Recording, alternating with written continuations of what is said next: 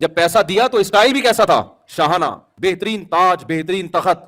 یہ جو لوگ کہتے ہیں نا کہ یہ پیسہ ہو اور رہو غریبوں کی طرح، یہ اسلام کا حکم نہیں کہ لگژری گاڑی میں کیوں گھوم رہا ہے. بھائی اگر پیسے ہیں تو لگژری گاڑی میں ہی گھومنا پڑے گا آپ کو.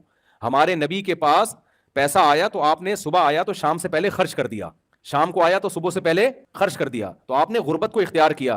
اسلام میں اس کی کوئی مثال نہیں ملتی کہ پیسہ ہو اور رہو غریبوں کی طرح. یا تو رکھو ہی نہیں پیسہ، صبح آیا تو شام سے پہلے سارا صدقہ کر دو، پھر شام کو کھانے کے لیے روٹی نہیں ہے. لیکن ایسا توکل کسی میں آج کل ہوتا نہیں ہے، یہ اسلام کا حکم بھی نہیں ہے.